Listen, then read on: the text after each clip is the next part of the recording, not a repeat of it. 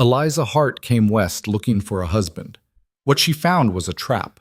Sold like cattle to the most feared outlaw in Wyoming, she had seconds to choose: obey or die trying to run. She chose the storm. Now she's bleeding in the snow with wolves closing in, while the man who betrayed her leads a gang of killers straight to her frozen tracks.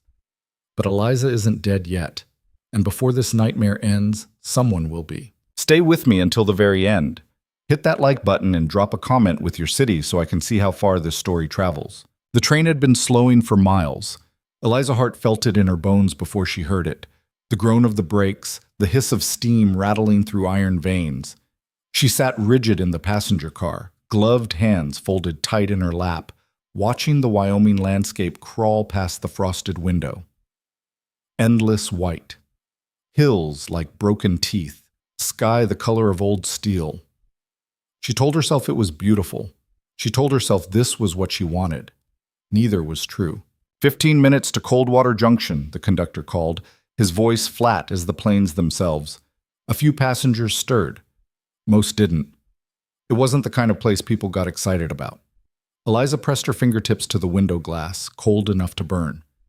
Somewhere out there, a man named Nolan Pike was waiting for her. A rancher. Respectable, according to the letters. Widowed, according to the advertisement.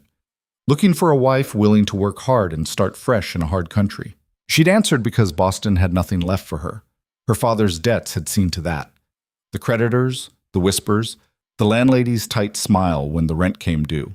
She had two choices: marry a man she'd never met, or spend the rest of her life as a seamstress in a boarding house that smelled like boiled cabbage and old grief.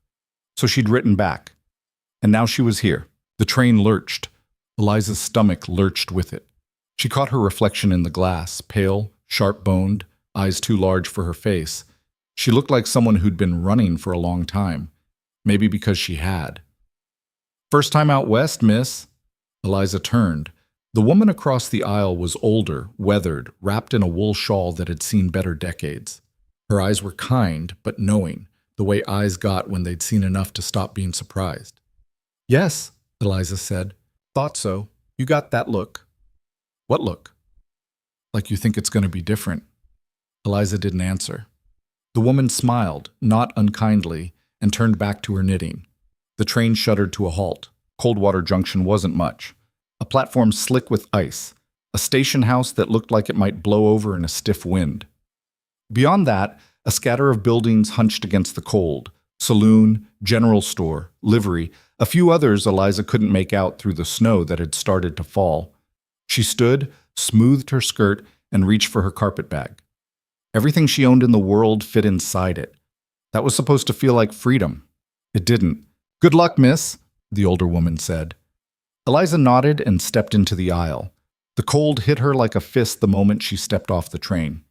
She gasped, pulled her shawl tighter, and scanned the platform. A handful of people milled about. Ranch hands, a family with too many children, a man in a wool coat who looked like he'd rather be anywhere else. No Nolan Pike. Eliza's heart sank. She waited. The train huffed behind her, impatient to leave. The snow fell harder. Her fingers went numb inside her gloves. Then she saw him. A man was walking toward her from the direction of the saloon, tall, lean, wearing a battered coat and a hat pulled low. He moved like someone who'd learned not to hurry, even in a blizzard. "Miss Hart?" His voice was rough, like gravel underfoot. "Yes," Eliza said, relief flooding through her. "Mr. Pike?" "That's right." He stopped a few feet away and looked at her. Not the way a man looked at a woman he was planning to marry. The way a man looked at a horse he was thinking about buying. Something cold slid down Eliza's spine.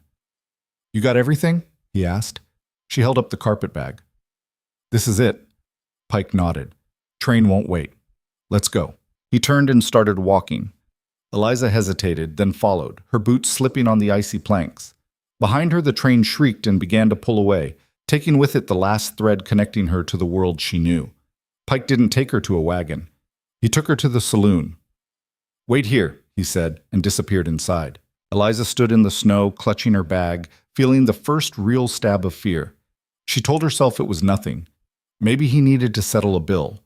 Maybe he was getting supplies. Maybe... The door banged open. Pike came out, followed by two men.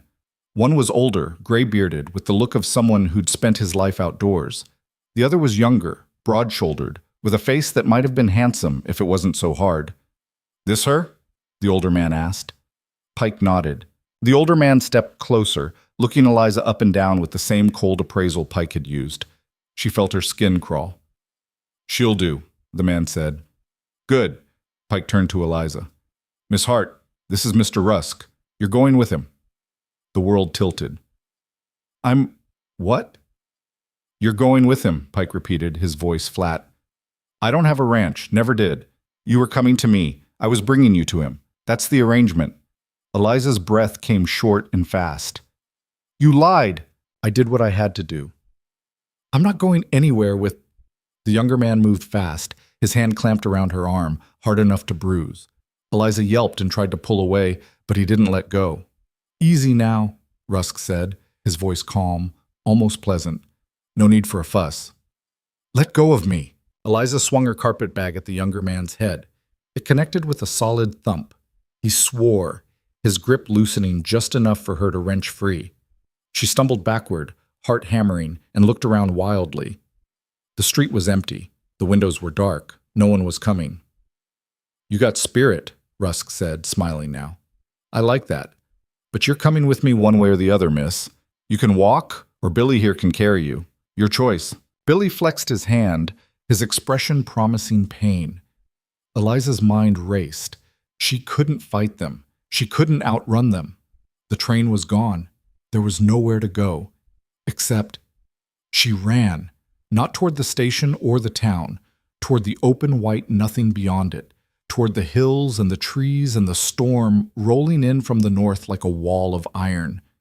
"Get her!" Rusk barked. Boots pounded behind her. Eliza ran harder, her skirts tangling around her legs, her breath tearing at her throat. The snow was deeper here, pulling at her with every step. She didn't care. She ran because stopping meant going back, and going back meant her foot caught. She went down hard, face first into the snow. It filled her mouth, her nose, shocking and cold.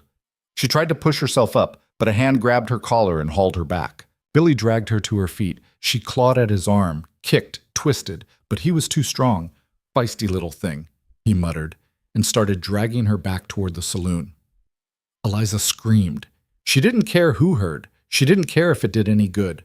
She screamed because it was the only weapon she had left. The saloon door swung open. Rusk stood in the doorway, backlit by yellow lamplight, arms crossed. "Bring her inside," he said. Billy shoved her through the door. The saloon was dim and smoky, smelling of whiskey and unwashed bodies. A dozen men turned to look at her, ranch hands, drifters, the kind of men who didn't ask questions and didn't answer them. A piano sat silent in the corner. Behind the bar, a man with a drooping mustache polished a glass and said nothing. Rusk walked to a table near the back and sat down. Billy pushed Eliza into a chair across from him. She was shaking, her dress soaked, her hair plastered to her face. "Let me tell you how this works," Rusk said, pouring himself a drink. "Nolan Pike owed me money. A lot of money. He paid it back by bringing you here. You're mine now. You'll work in one of my establishments, do what you're told, and keep your mouth shut. Understood?" Eliza stared at him. "I'm not property," Rusk smiled. "Out here, miss, everything's property if you know how to take it." He drank, set the glass down, gestured to Billy. "Take her upstairs. Lock her in the back room. I'll deal with her later." Billy reached for her. Eliza grabbed the whiskey bottle off the table and smashed it across his face. Glass exploded. Whiskey sprayed. Billy roared and staggered back, blood streaming from his nose. Eliza didn't wait. She bolted for the door, shoved it open, and ran. The storm had gotten worse. Snow fell in thick, blinding sheets. The wind howled like something alive. Eliza couldn't see 10 feet in front of her, but she ran anyway, her lungs burning, her legs screaming. Behind her, men shouted, boots thudded, a gunshot cracked through the air. She veered left, into the trees. Branches tore at her face and clothes. The ground sloped upward, steep and treacherous. She slipped, caught herself, kept going. Another gunshot, closer. Eliza ran until her legs gave out. She collapsed in the snow, gasping, her vision swimming. The cold was already seeping into her bones, numbing her fingers, her feet. She couldn't feel her face. She had to keep moving. If she stopped, she'd die. She pushed herself up and stumbled forward, deeper into the white. The voices behind her faded. The storm swallowed everything: sound, light, direction. She was alone in a world that wanted her dead. Hours passed. Or maybe minutes. Time didn't work right anymore. Her thoughts came slow and strange. She thought about Boston, about her father's funeral, the way the rain had drummed on the cheap coffin, about the man in the newspaper ad, the one who'd promised her a new life. She thought about how stupid she'd been to believe him. Her foot hit something solid. She looked down. A cabin. Low, rough-built, half-buried in snow. No smoke from the chimney, no light in the windows. Eliza didn't care. She staggered to the door and pushed. It didn't budge. She pushed harder, throwing her weight against it, and it gave with a groan. She fell inside. The cabin was dark and cold, but it was shelter. Eliza crawled forward, her hands numb, her breath coming in ragged gasps. She couldn't see anything. She didn't care. She just needed to rest. Just for a minute. Her hand touched something warm. She jerked back, heart hammering. A match flared. Light bloomed, weak and flickering. Eliza saw a man lying on the floor near the fireplace, propped against the wall. He was massive, broad-shouldered, thick-armed, with a dark beard and eyes that burned even in the dim light. Blood soaked his shirt. "Who the hell are you, Sek?" he rasped. Eliza opened her mouth to answer. Then she fainted. Bumps. When she woke, the fire was burning. Eliza blinked, disoriented. She was lying on the floor near the hearth, wrapped in a blanket that smelled like smoke and leather. Her dress was still damp, but the worst of the cold had retreated. The man was still there, slumped against the wall. He watched her with eyes that didn't trust and didn't forgive. "You gonna tell me who you are?" he said. "Or do I throw you back outside?" Eliza sat up slowly. Her head ached. Everything ached. "Eliza Hart," she said, her voice hoarse. "That's supposed to mean something to me?" "No," he grunted. "Why are you here?" "I got lost. In a blizzard. Alone." His eyes narrowed. "Who's after you?" "How do you—" "Nobody runs into a storm unless someone's chasing them." Eliza hesitated. She didn't know this man, didn't owe him anything, but he'd lit the fire, given her the blanket. That was more than anyone else had done. "A man named Victor Rusk," she said. I was sold to him. I ran." The man's expression didn't change, but something shifted in his eyes, something cold and sharp. "Rusk," he said quietly. "You know him?" "Yeah, I know him." Silence settled between them, heavy as the snow outside. "You're bleeding," Eliza said, nodding at his shirt. "I'm aware." "How long have you been like this?" "Couple days." "You need help." "I need you to stay out of my way." Eliza looked at him, really looked. His face was pale under the beard, sweat beaded on his forehead despite the cold. The blood on his shirt was dark, almost black. He was dying, and he knew it.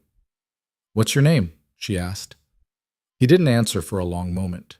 Then, "Cole Granger." "Well, Mr. Granger, I don't know what happened to you, but if you don't let me look at that wound, you're not going to make it through the night. Maybe I won't anyway. Maybe. But I didn't run through a blizzard just to watch you bleed to death in front of me." Cole stared at her. Then, slowly, he nodded. Eliza crawled closer, her hands still shaking.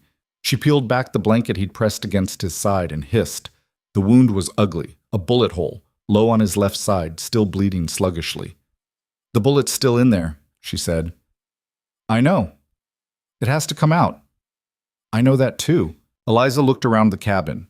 It was sparse. A table, a chair, a shelf with a few supplies. A hunting knife lay on the floor near Cole's hand. "I'm going to need that," she said, nodding at the knife. Cole picked it up and handed it to her. Their eyes met. "You done this before?" he asked. "No." "Great." Eliza took the knife and moved to the fireplace. She held the blade in the flames until it glowed red, then brought it back. Cole watched her, his jaw tight. "You got whiskey?" she asked. "Cupboard." She found the bottle and brought it back. "Drink." Cole took a long pull, then another. He handed the bottle back. "Do it," he said.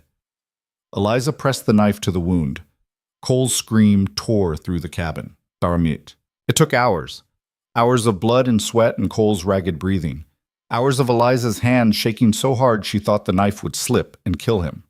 Hours of him passing out and waking and passing out again. But she got the bullet out. She washed the wound with whiskey, packed it with torn strips from her petticoat, and wrapped it as tight as she could. By the time she finished, her hands were red to the elbows and Cole was unconscious. Eliza slumped against the wall, exhausted. The fire crackled. The wind screamed outside. She'd saved him. Maybe. She closed her eyes and let the darkness take her. When she woke again, daylight leaked through the cracks in the shutters. The storm had quieted. The fire was low. Cole was awake. He sat propped against the wall, his face still pale, but his eyes clearer. He looked at her for a long time without speaking. "You're still alive," Eliza said. "Seems like it. How do you feel?" "Like I got shot." Eliza almost smiled. Almost. "Thank you," Cole said. The words sounded rusty, like he didn't use them often. "You're welcome." He shifted, wincing. "Why'd you do it?" "Do what?" "Save me. You don't know me. Could have let me die and taken whatever I had." Eliza shrugged. "I'm not that kind of person." "You sure? This country turns people into things they didn't think they could be." "Maybe. But I'm not there yet." Cole studied her. "Rusk's men are still out there. Once the storm clears, they'll come looking. I know. They find you here, they'll kill me too. I know that too." "So what are you going to do?" Eliza looked at the door, then back at Cole. "I don't know," she said quietly. "I don't know." Outside, the wind began to rise again, and somewhere in the white, men with guns were waiting. The silence stretched thin between them, broken only by the fire's whisper and Cole's labored breathing. Eliza sat with her back against the cold wall, watching the light shift through the cracks in the shutters. Morning had come, but it brought no comfort. Cole hadn't moved much since their last exchange.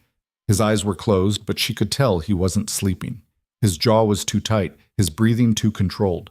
A man didn't survive whatever had put a bullet in him by letting his guard down. "How long have you been out here?" Eliza asked, more to fill the silence than anything else. Cole's eyes opened. 2 years, maybe 3. "Alone?" That was the idea. "What happened?" "I shot a man who needed shooting." He shifted, wincing. "His friends disagreed." Eliza pulled the blanket tighter around her shoulders. Her dress had dried stiff and uncomfortable, crusted with dirt and blood that wasn't hers. "The men who shot you, were they Rusks?"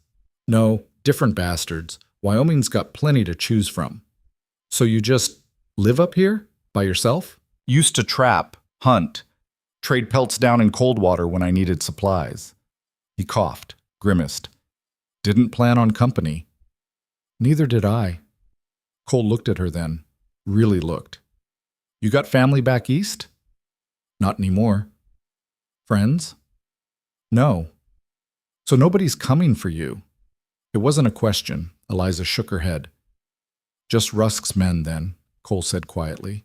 The words hung heavy in the air. Eliza stared at the dying fire, watching embers pulse like dying stars. She'd run from one nightmare into another, and now she'd drag this man into it too. "I should leave," she said, "before they find this place. You'll freeze. Better than getting you killed." Cole made a sound that might have been a laugh. "I'm already half dead. And even if you made it down the mountain, where would you go? Back to Coldwater? Rusk owns that town. He owns everything within 50 miles. Then I'll go farther. On foot? In winter? With no supplies?" He shook his head. "You'd be dead in a day." Eliza's throat tightened. She knew he was right. She'd felt it in her bones when she'd stumbled through the storm, the weight of the cold, the way it had tried to pull her down into the white and keep her there. "So what do I do?" The question came out smaller than she meant it to. Cole was quiet for a long time. When he spoke, his voice was rough but steady. "You stay alive. That's all any of us can do." Outside, the wind picked up again. Snow hissed against the shutters.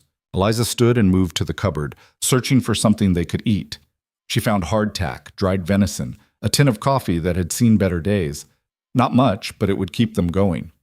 "When did you last eat?" she asked. Don't remember. She put water on to boil and arranged the food on tin plates.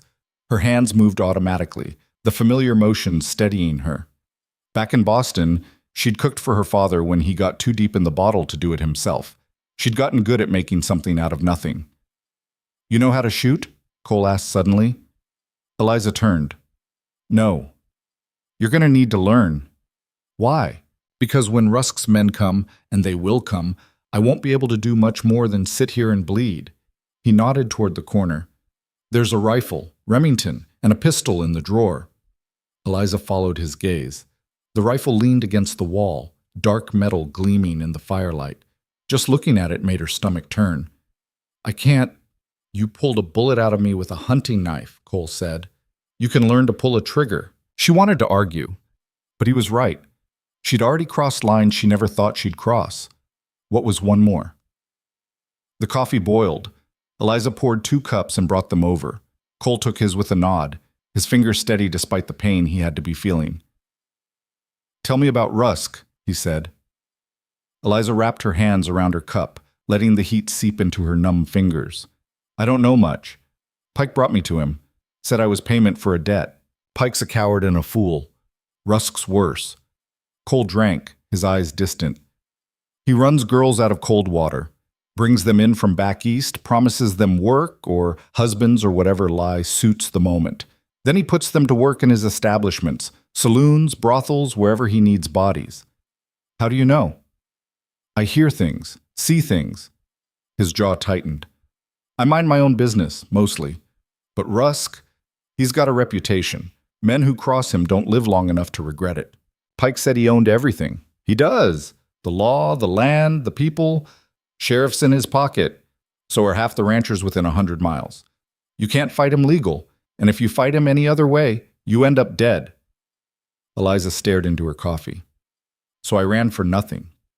No. Cole's voice was firm. You ran because you had to. That's not nothing. She looked up. His eyes were hard but not unkind. You got more spine than most, he said. But spine won't stop bullets. You want to survive this, you need to be smart, and you need to be ready to do things that scare you. Like shooting someone. Like shooting someone. Eliza set down her cup. Her hands were shaking again. She hated that. Hated the way fear kept leaking through no matter how hard she tried to hold it back. I don't know if I can, she said quietly. You will, when you have to. The wind howled, the fire crackled, and somewhere outside in the vast white wilderness, men were coming. They spent the rest of the day in tense silence. Cole drifted in and out of sleep, his breathing shallow but steady. Eliza kept the fire going, rationed the food, and tried not to think about what came next. When night fell, she moved to the window and peered through a gap in the shutters. The storm had cleared. Stars blazed overhead, cold and distant. The snow gleamed like broken glass under the moonlight. It was beautiful. It was also a death sentence. They'll see the smoke, Cole said from behind her. Eliza turned. He was awake, watching her with those sharp, knowing eyes. From the chimney, he clarified. If they're looking, they'll see it. So we put out the fire? We freeze. So we keep it going and wait for them to find us? That's about the size of it. Eliza crossed her arms, suddenly furious. You're awfully calm about this. Being scared won't change anything. It might make me feel better. Cole almost smiled. Almost. Fair enough. She paced the small cabin, her boots scuffing against the rough floor. Everything in her screamed to run, to move, to do something, but there was nowhere to go. Not in the dark, not in the cold. How long do we have? She asked. Hard to say. If they're smart, they'll wait for daylight. If they're not, they'll come tonight. And if they come tonight, Cole nodded toward the rifle. Then you better hope you're a quick learner. Eliza walked to the corner and picked up the Remington. It was heavier than she expected, the metal cold even through her gloves. She turned it over in her hands, trying to understand how something so simple could carry so much weight. You ever killed anything? Cole asked. No. Not even a chicken? No. He grunted. Well, it's not complicated. You point, you shoot, you don't think about it too much after. That's it? That's it. Eliza looked down at the rifle. Her reflection stared back from the dark metal, distorted and strange. I don't want to be a killer, she said. Neither did I. She glanced at him. But you are. Yeah, I am. The honesty in his voice caught her off guard. No justification, no excuses. Just the truth, plain and ugly. Does it get easier? She asked. Cole was quiet for a long time. When he spoke, his voice was low. No, it doesn't. Eliza set the rifle down and returned to the fire. She sat close, letting the heat wash over her, trying to burn away the cold that had settled deep in her bones. Tell me about before, she said. Before you came up here. Why? Because I need to think about something other than dying. Cole exhaled slowly. I had a ranch. Down south near Laramie. Nothing fancy. Just enough land to keep cattle and a house that didn't leak too bad. What happened to it? Sold it. After my wife died. Eliza looked at him, but his face was unreadable. I'm sorry, she said. It was a long time ago. Doesn't mean it doesn't hurt. Cole's eyes flicked to hers, sharp and searching. Then he looked away. No, I guess it doesn't. They sat in silence, the fire crackling between them. Eliza thought about asking more, but something in Cole's expression stopped her. Some wounds didn't heal just because time passed.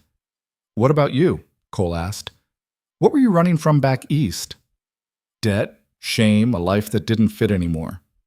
That why you answered Pike's ad? I thought... Eliza trailed off, shaking her head. I thought I could start over. Be someone different. Somewhere different. And now? Now I don't know what I am. Cole leaned his head back against the wall. You're alive. That's enough for today. Eliza wanted to believe him, but belief felt like a luxury she couldn't afford. The hours crawled past. Eliza dozed fitfully, jerking awake at every sound. The wind, the settling of logs, the creak of old wood. Cole didn't sleep at all. She could feel him watching the door, his body coiled tight despite the pain he was in. Just before dawn, he spoke. They're here. Eliza sat up, heart hammering. How do you know? Horses. 3, maybe 4. Coming slow. She hadn't heard anything, but Cole was already reaching for the pistol in the drawer, his movements stiff but deliberate. Get the rifle, he said. Eliza's hands shook as she grabbed the Remington. It felt impossibly heavy now, the weight of what it meant pressing down on her. What do I do? You stay low. You don't shoot unless I tell you to. And if I tell you to, you don't hesitate. Cole, no time. Get behind the table. Eliza dropped behind the overturned table Cole had shoved toward the door. Her breath came fast and shallow. She could hear it now, the muffled thud of hooves in snow, the creak of leather, low voices. Cole positioned himself against the wall near the window, pistol raised. His face was pale, sweat beading on his forehead, but his hands were steady. The voices outside grew louder. Smoke's coming from that chimney. Could be anyone. Or it could be her. Rusk wants her alive, but he didn't say anything about whoever's helping her. Eliza's blood turned to ice. She recognized the second voice. Billy. The man she'd smashed a bottle into back at the saloon. You sure she came this way? Another voice asked. Tracks lead here. Storm covered most of them, but enough's left. Footsteps crunched in the snow. Closer now. Eliza tightened her grip on the rifle. Her palms were slick with sweat despite the cold. A shadow passed across the window. Hello in there, Billy's voice, loud and mocking. We know you're in there. Come out peaceful, and nobody gets hurt. Cole didn't move, didn't speak. We just want the girl, Billy continued. Hand her over and we'll be on our way.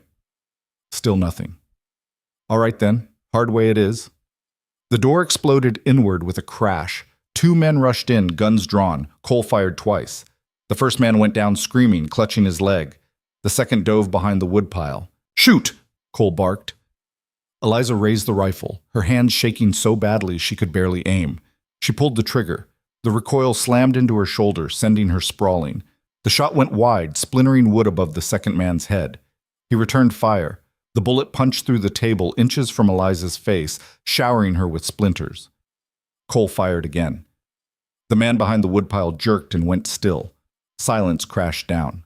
Eliza's ears rang. Smoke hung thick in the air. The man Cole had shot in the leg was groaning, writhing on the floor. How many more? Cole rasped. Before anyone could answer, Billy appeared in the doorway. He took in the scene, the bodies, the blood, Cole barely able to stand, and smiled. "Well now," he said, raising his rifle. "Looks like you're about out of fight." He aimed at Cole. Eliza didn't think.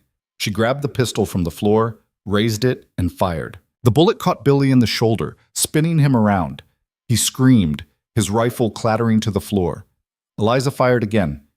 This time she missed, but it was enough. Billy stumbled backward out the door and disappeared into the snow. "Reload!" Cole shouted. Eliza fumbled with the pistol, her hands numb, her mind blank with fear. She could hear Billy outside, cursing, shouting for help. "There's more coming," Cole said, his voice tight. "We can't stay here." "You can barely walk. Then you're going to have to help me." Eliza shoved the pistol into her belt and grabbed Cole's arm. He was heavy, solid muscle, and dead weight, but adrenaline gave her strength she didn't know she had. They staggered toward the back of the cabin. "There's a trail," Cole gasped. "Behind the cabin. Leads deeper into the mountains. They won't know it in the dark." "It's almost dawn. Then we better move fast." They crashed through the back door into the freezing morning. The sky was gray, the sun not yet risen.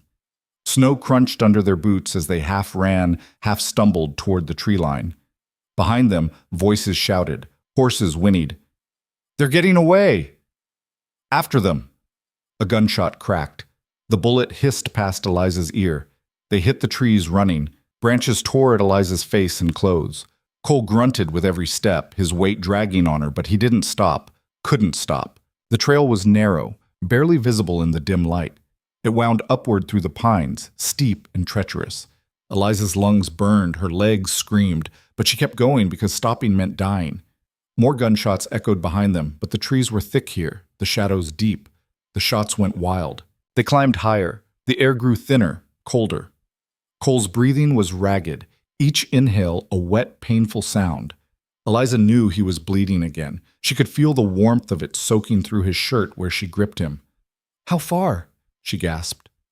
"Mile. Maybe 2. "Where are we going?" "Old mine.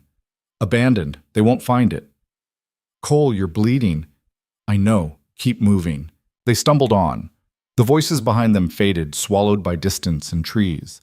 But Eliza knew they'd keep coming. Men like Billy didn't give up, not when their boss was Victor Rusk. The sun broke over the mountains, turning the snow to fire. Eliza squinted against the light, her eyes watering. Everything hurt. Her feet were numb, her hands were numb, but she didn't let go of Cole. Finally, the trail leveled out. Ahead, a dark opening yawned in the side of the mountain. The mine entrance, half collapsed and choked with old timbers. "There," Cole rasped. They staggered inside. The darkness swallowed them, cold and absolute. Eliza lowered Cole to the ground as gently as she could. He slumped against the rock wall, his head falling back. "Fire," he muttered. "Need fire. They'll see the smoke. Don't care, can't feel my hands." Eliza's own hands were shaking as she searched the mine. She found scraps of old wood, rotted beams, dry enough to burn. She piled them near the entrance and struck Cole's flint with numb, clumsy fingers. It took a dozen tries, but finally a spark caught. Flame bloomed, small and fragile. Eliza fed it carefully until it grew strong enough to push back the dark. In the firelight, Cole looked worse. His face was gray, his lips bloodless. The bandage around his middle was soaked through. "Let me see," Eliza said. "No time. They're coming." "Cole, listen to me." He grabbed her wrist, his grip weak but insistent. "There's blasting powder. Back in the mine. Old crates. If you can rig it right, you can bring down the entrance. Bury them." "I don't know how it's—" "You'll figure it out. You're smart. Smarter than you think." Eliza stared at him. "And what about us?" "There's another way out, deeper in. Leads down the other side of the mountain. We collapse the entrance, they'll think we're trapped. Give us time. Or it'll bury us both." Cole's mouth twitched. "Yeah, that's possible too." Outside, faint and far away, came the sound of voices. They were still coming. Eliza looked at the mine entrance, then back at Cole. He was watching her with those steady, unflinching eyes. Eyes that had already seen too much death to be afraid of it. "Show me where the powder is," she said. Cole nodded, and together, broken and bleeding and out of options, they crawled deeper into the dark. The mine swallowed them whole. Eliza held the makeshift torch, a length of wood wrapped with cloth soaked in kerosene, ahead of her as they moved deeper into the mountain's belly. The flame threw wild shadows across the rough-hewn walls, making the darkness beyond seem alive and watching. Cole leaned heavy on her shoulder, his breathing shallow and wet. Each step cost him. She could feel it in the way his body sagged, the way his fingers dug into her arm just to stay upright. But he kept moving, kept pushing forward through sheer will when his body had nothing left to give. "How far?" Eliza asked, her voice echoing strangely in the narrow space. "Not far. 20 yards, maybe." Felt like miles. The tunnel sloped downward, the air growing colder and thicker with each step. Water dripped somewhere in the darkness, a steady rhythm like a clock counting down. The walls pressed close on either side, close enough that Eliza could touch both at once if she stretched her arms. She hated it. Hated the weight of all that rock above them, the way the darkness seemed to have substance and mass. It reminded her of being trapped, of having no way out. Of the moment in the saloon when Billy's hand had closed around her arm and she'd known, really known, what it meant to be powerless. "There," Cole rasped. The tunnel opened into a wider chamber. The torchlight caught on old wooden crates stacked against the far wall, half rotted and listing to one side. Rusted tools lay scattered across the floor, pickaxes, shovels, lengths of chain, everything covered in a fine layer of dust that hadn't been disturbed in years. Eliza lowered Cole to the ground near the crates. He slumped back, his eyes closing for a moment. When they opened again, they were glassy with pain. "The powder," he said, "should be in those crates. Careful, it's old, unstable." Eliza approached the crates slowly, as if they might explode just from being looked at too hard. The wood was soft with rot, crumbling under her fingers when she pried at the lid. It came away with a groan. Inside, wrapped in oilcloth, were sticks of dynamite. A dozen of them, maybe more. The paper wrapping was yellowed and brittle, the sticks themselves sweating nitroglycerin in tiny beads that caught the torchlight like pearls. "Is this safe?" Eliza asked, already knowing the answer. "No." "Great." She lifted one stick carefully, her hands trembling. It was heavier than she expected, and slick. The smell hit her, acrid and chemical, burning her nose and throat. "You need fuse," Cole said. "Should be cord, and a detonator cap." Eliza dug through the crate. Her fingers found a coil of waxy cord and a small tin box. Inside the box were metal caps, each no bigger than her thumb. "Now what?" "You set the charges at the entrance. Use all of it. Thread the fuse through and make sure it's long enough to give you time to get clear." "How much time?" "Minute. Maybe 2 if you're lucky." Eliza looked at the dynamite, then at Cole. "And you'll be able to move when it goes off." He didn't answer right away. That was answer enough. "Cole, I'll manage. You can't even stand. Then I'll crawl." His voice was hard, final. "You worry about the powder. I'll worry about me." Eliza wanted to argue, but there wasn't time. Outside, faint but growing closer, she could hear voices. The scrape of boots on rock. They'd found the mine. She gathered the dynamite carefully, cradling the sticks like they were made of glass. Cole watched her, his face pale in the firelight. "Eliza." She stopped, looked back. "You done good," he said quietly. "Better than most would have." Something in his voice made her chest tighten. It sounded like goodbye. "Don't," she said. "We're getting out of this." Cole almost smiled. "Yeah, we are." But neither of them believed it. Eliza carried the dynamite back through the tunnel, moving as quickly as she dared. The torch guttered and smoked, throwing mad shadows. Behind her, deeper in the mine, she could hear Cole moving, slow, dragging himself along the floor. The voices outside were louder now. "Tracks go in here. Could be a trap. Then we flush them out. Get some torches." Eliza reached the entrance and set down her burden. Her hands were shaking so badly she could barely work, but she forced herself to focus. She'd seen her father handle explosives once, years ago, clearing stumps from a field. She tried to remember what he'd done. She positioned the dynamite around the entrance, wedging the sticks into cracks in the rock and old support beams. 12 sticks total, enough to bring down half the mountain if she did it wrong. The fuse cord was stiff and unwilling. She threaded it through the detonator caps, her fingers clumsy with fear and cold. One slip and it would all go up. One spark and she'd be scattered across the mountainside in pieces too small to bury. "Eliza!" Cole's voice, distant and strained. "They're coming!" She twisted the last cap into place and ran the fuse back into the tunnel. 30 feet, maybe 40. Not enough. Not nearly enough. Light flickered at the mine entrance. Torches. And with them, voices. "See anything?" "Too dark. But the tracks end here. They're inside." Could have gone deeper. Only one way to find out. Eliza pressed herself against the tunnel wall, the fuse cord clutched in one hand, Cole's matches in the other. Her heart hammered so hard she thought it might burst. A shadow appeared at the entrance. Then another, men silhouetted against the gray morning light, rifles raised. "Hello in there," Billy's voice, rough with pain and anger. "I know you're in there, you bitch. Rusk wants you alive, but I'm starting not to care." Eliza held her breath. "Come out now and maybe I won't kill your friend slow." Silence. Billy stepped into the mine. 2 other men followed, their torches pushing back the dark. Eliza could see their faces now, hard, hungry faces that had seen violence and liked it. "Spread out," Billy ordered. "They can't have gone far." The men moved deeper. 20 feet from the entrance. 30.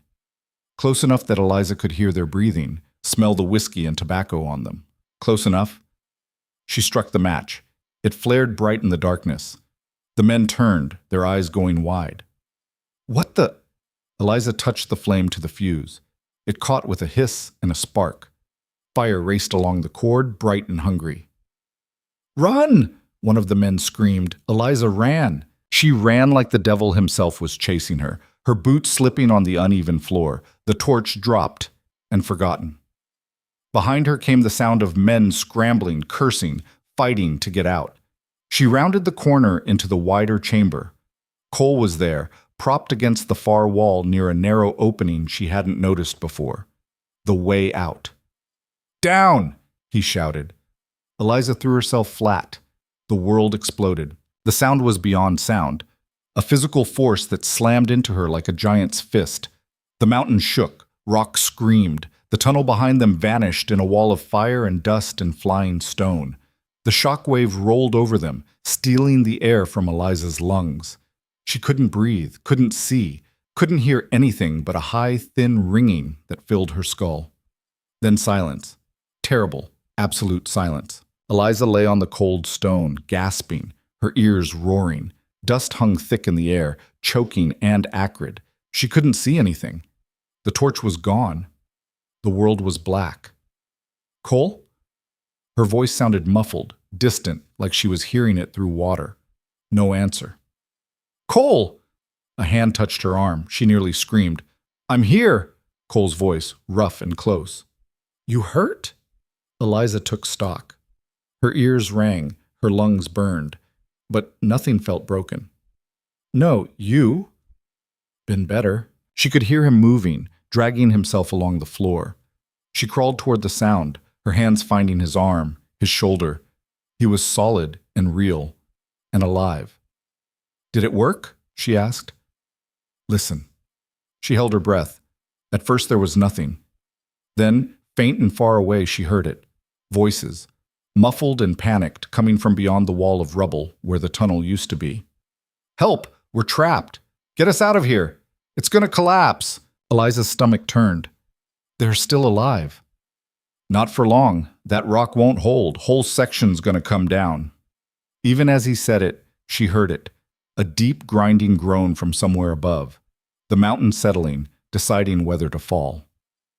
"We need to move," Cole said. "Now." Eliza helped him to his feet. He was heavier now, dead weight, barely able to support himself. She looped his arm over her shoulders and staggered toward the narrow opening in the wall. It was barely wide enough for one person. They'd have to go sideways, pressed tight against the rock. And it was dark. So dark she couldn't see her hand in front of her face. "Stay close," Cole said. "Feel your way. The tunnel slopes down, leads to the other side of the mountain." "How do you know?" "I used to work this mine, before I had better sense." They squeezed into the passage. The walls pressed close on all sides, the ceiling so low Eliza had to stoop. Cole's breathing was labored behind her, each exhale a wounded sound. Behind them, the voices grew fainter, then stopped. The grinding sound grew louder. "Faster!" Cole gasped. Eliza moved as quickly as she could, her hands scraping along rough stone, her shoulders bumping the walls. The darkness was total and suffocating. She couldn't tell if her eyes were open or closed. A rumble shook the tunnel. Dust rained down, pattering against her hair and shoulders. "It's coming down," Cole said. "I know." The passage narrowed further. Eliza had to turn sideways, her chest pressed to the rock, her back scraping the opposite wall. Cole was too big. He'd never fit. "Keep going," he said. "You can't. Just go. I'll find another way." "There is no other way." The rumble became a roar. The mountain was falling. Eliza grabbed Cole's hand and pulled. He came forward with a grunt of pain, forcing his body through the narrow space. Something tore. His shirt, his skin. She couldn't tell.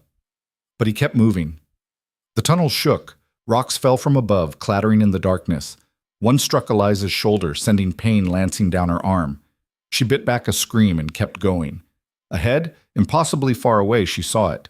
Light, pale, and gray and beautiful. "There!" she gasped. They staggered toward it, half running, half falling. The roar behind them grew deafening. The tunnel was collapsing, section by section, the mountain swallowing itself. The opening was small, barely large enough to crawl through. Eliza threw herself forward, her hands finding snow and rock and blessed open air. She hauled herself out and turned, reaching back. "Cole!" His hand found hers. She pulled with everything she had, and he came through in a rush, tumbling into the snow beside her. Behind them, the tunnel mouth vanished in a cloud of dust and falling stone. The sound was like thunder, rolling down the mountain in waves. Then silence. Eliza lay in the snow, gasping, her heart hammering against her ribs. Cole was beside her, motionless, his face pressed to the frozen ground. "Cole?" He didn't move. "Cole!" She rolled him over. His eyes were closed, his face gray. The bandage around his middle was soaked through, bright red and spreading. "No, no, no, no!" Eliza pressed her hands to the wound, trying to stop the bleeding, but there was so much blood. Too much. Cole's eyes opened. They were glassy, unfocused. "Did we make it?" he whispered. "Yes, we're out." "Good." He coughed. Blood flecked his lips. "That's good. Stay with me. Please, just stay with me." But his eyes were already closing again. Eliza looked around wildly. They were on a rocky slope, exposed and open. Below them stretched miles of wilderness, trees and snow and nothing else. No shelter, no help. She was alone. She looked down at Cole, at this man who'd saved her life more times than she could count, and felt something break inside her. She'd come west looking for a new life. Instead, she'd found only death and blood and endless running. She wanted to cry, wanted to scream at the unfairness of it all. But tears wouldn't stop the bleeding. Screaming wouldn't bring help. So she did the only thing she could do. She tore strips from her petticoat and packed the wound as tight as she dared. She bound it with trembling hands, her fingers numb and clumsy. Cole didn't wake, didn't make a sound. When she was done, she sat back and looked at the wilderness stretched out below them. Somewhere down there was safety. Somewhere was a town, a doctor, help. She just had to get Cole there before he bled out. Eliza stood, her legs shaking. She bent and grabbed Cole under the arms, trying to lift him. He was too heavy, too big. She couldn't do it. She tried again. Her muscles screamed, her back protested. But she got him up, inch by inch, until she could drape his arm over her shoulders. "I'm not leaving you," she said, though he couldn't hear her. "You understand? I'm not leaving you." She took a step, then another. Each one cost her, but she kept going. Behind them, the mountain settled with a final grinding sigh. And somewhere in the rubble, buried under tons of rock, Billy and his men lay silent. But Eliza didn't look back.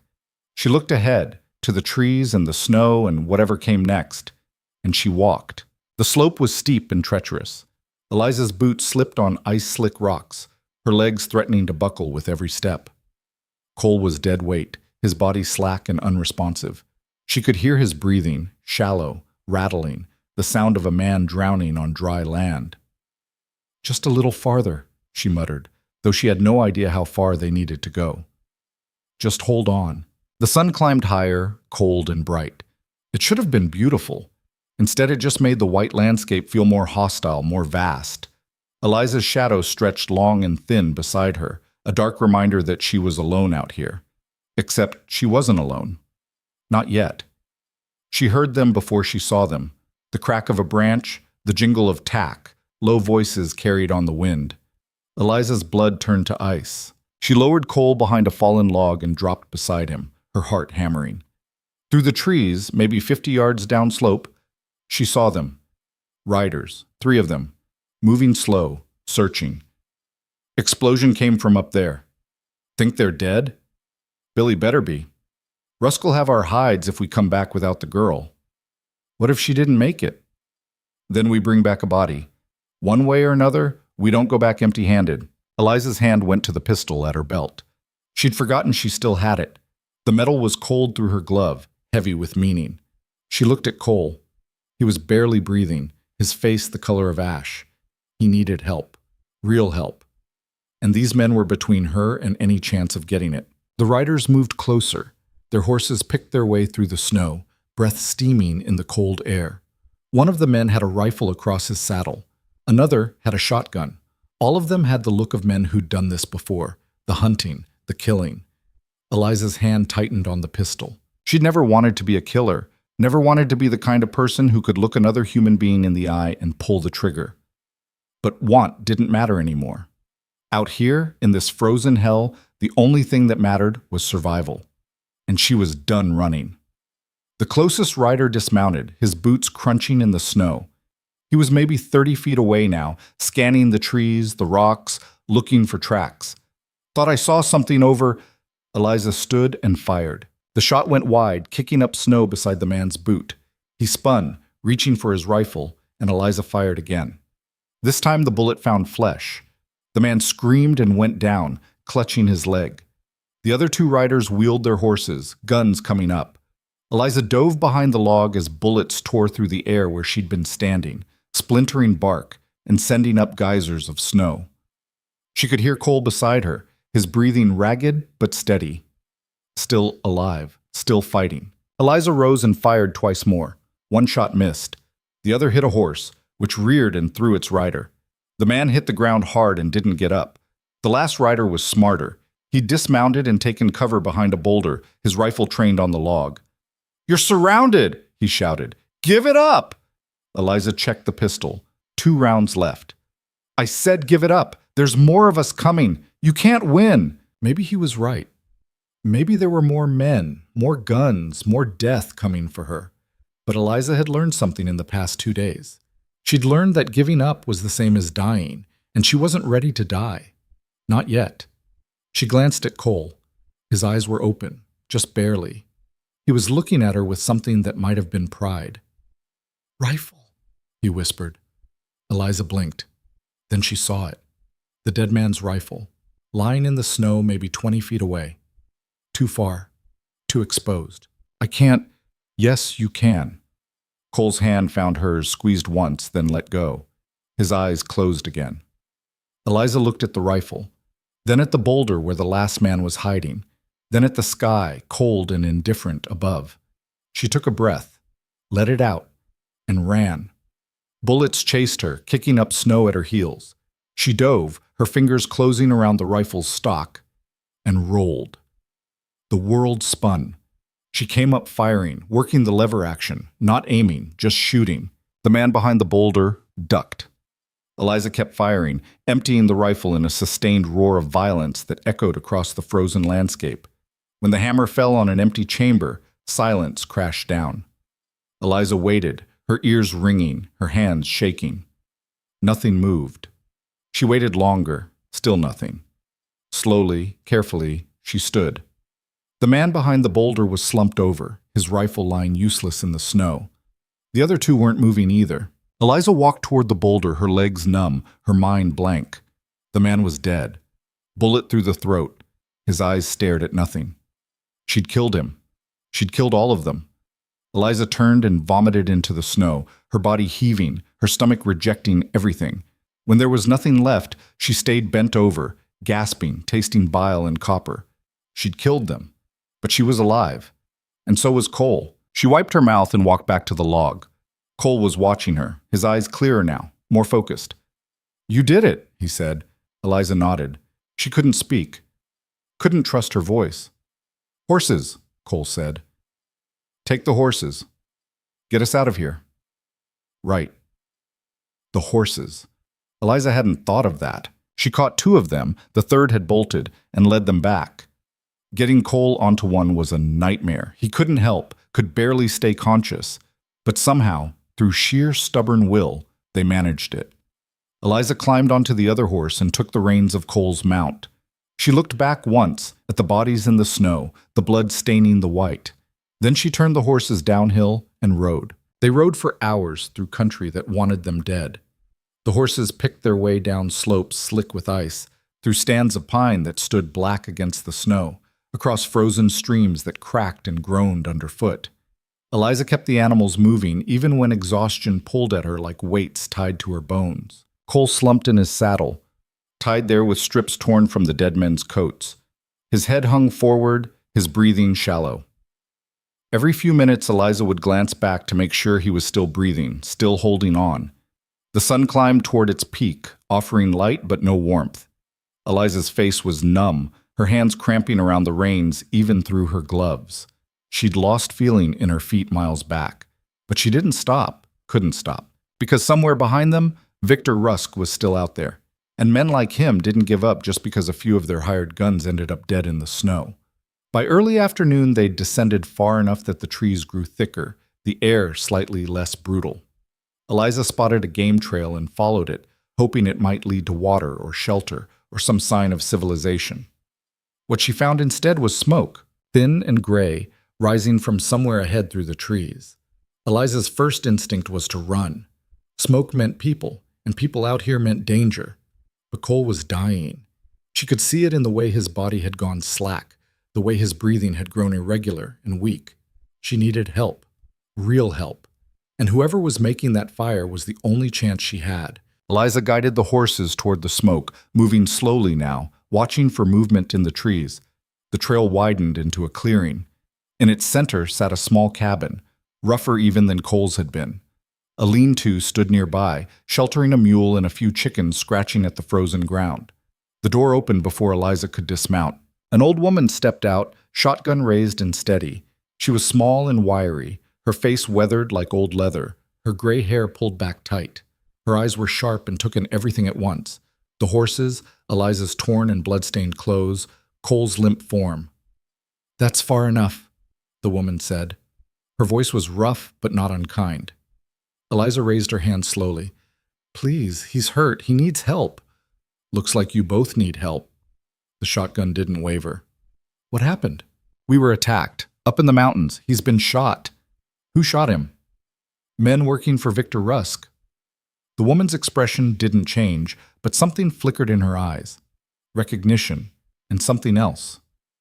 Fear, maybe. Or respect for what the name meant. "Rusk's men," the woman repeated. "You kill any of them?" Eliza hesitated, then nodded. "How many?" "5, maybe 6. The shotgun lowered slightly. "You don't look like a killer." "I'm not. I wasn't." Eliza's voice cracked. "Please, he's dying." The woman studied her for a long moment. Then she spat into the snow and lowered the shotgun completely. "Bring him inside. But if this is some kind of trick, I'll put you both in the ground. Understood?" "Yes. Thank you. Thank you." Getting Cole off the horse and into the cabin took both of them. He was barely conscious, his weight impossible to manage. The woman was stronger than she looked, though, all whipcord muscle and stubborn will. Inside, the cabin was sparse but clean. A fire burned in the hearth. A narrow bed stood against one wall. The woman gestured toward it. "Put him there." They lowered Cole onto the bed. His eyes fluttered open, unseeing, then closed again. The woman immediately began peeling away his makeshift bandages, her movements quick and efficient. "When did he get shot?" 2 days ago, maybe 3. I lost track." "You the one patched him up the first time?" "Yes," the woman grunted. Did a fair job, considering, but he's torn it open, lost a lot of blood. She looked up at Eliza. He gonna make it? I don't know. Honest answer, I appreciate that. The woman turned back to Cole, her hands already working. Name's Ruth. Ruth Kimball. Used to be a field nurse, long time ago. Eliza Hart. Well, Eliza Hart, if you want your friend to live, I'm gonna need boiling water, clean cloth, and you to stay out of my way. Can you manage that?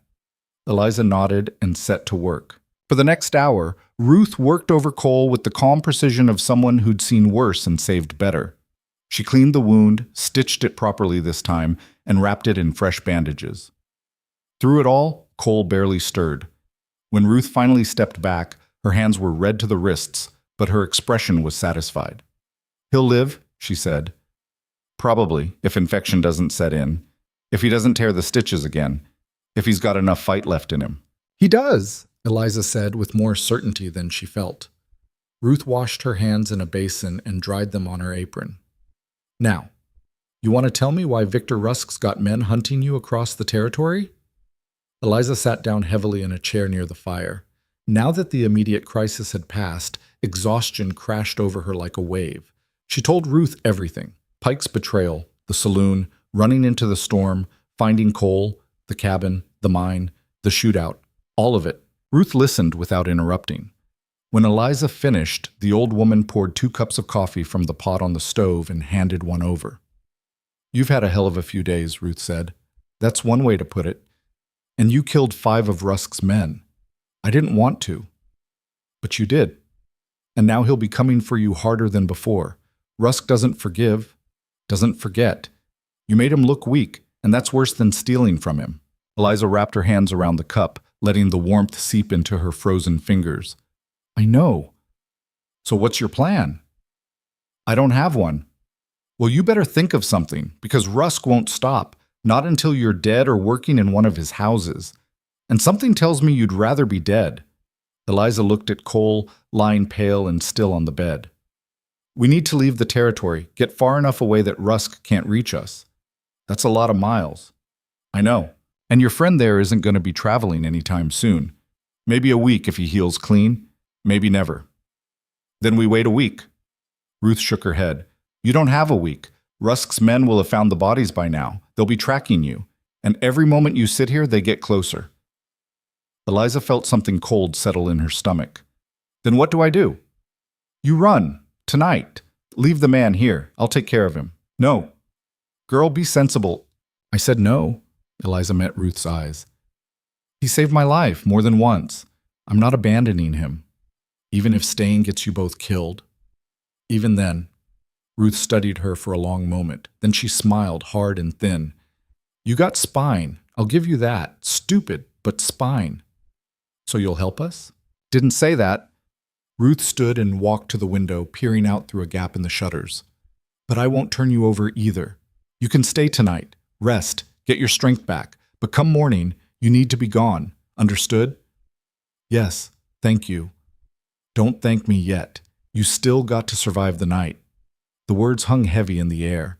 Eliza wanted to believe Ruth was being dramatic, but something in the old woman's tone said otherwise. They ate a simple meal of salt pork and beans as the sun sank toward the mountains.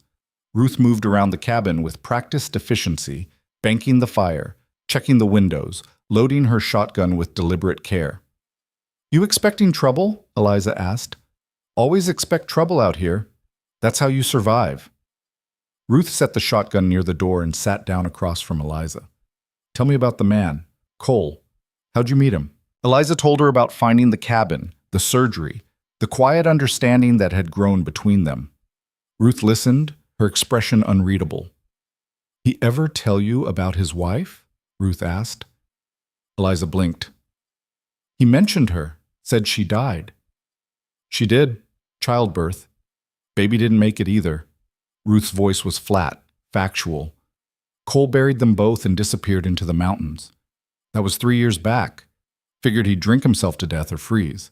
But he's tougher than he looks. You knew him. Know of him. Wyoming's a big place, but word travels. Man who lives alone in the high country doesn't come down except for supplies, doesn't talk to anyone. People notice that. People talk. Eliza looked at Cole, seeing him differently now, understanding the weight he carried, the reason he'd chosen isolation over the world below. "He's a good man," she said quietly. "Maybe. Or maybe he's just a man who's had enough of the world's cruelty." Ruth stood and moved to the window again. Either way, he picked a hell of a time to get involved. Night fell fast and complete. The temperature dropped with it, turning the world beyond the cabin walls into a frozen wasteland. Eliza checked on Cole, still breathing, still unconscious, and then sat by the fire, too exhausted to sleep. Ruth dozed in her chair, the shotgun across her lap, one eye always half open. Around midnight, the mule in the lean-to started braying. Ruth was on her feet instantly, shotgun up. "Something's out there." Eliza grabbed the rifle she'd taken from the dead man and moved to the window. At first she saw nothing, just darkness and snow and the vague shapes of trees. Then movement, a figure, then another, emerging from the tree line. Men on foot, moving slow and careful. "How many?" Ruth whispered. "3, maybe 4. "Rusks?" "Has to be." Ruth cursed under her breath.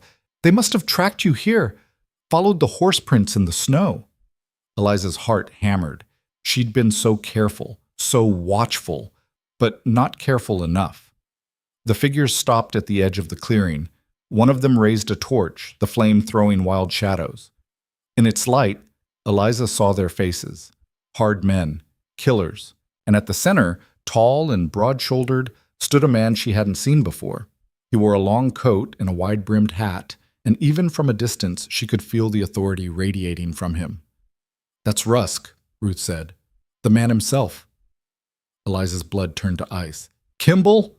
Rusk's voice cut through the night, clear and commanding. "I know you're in there, and I know you've got someone with you," Ruth spat.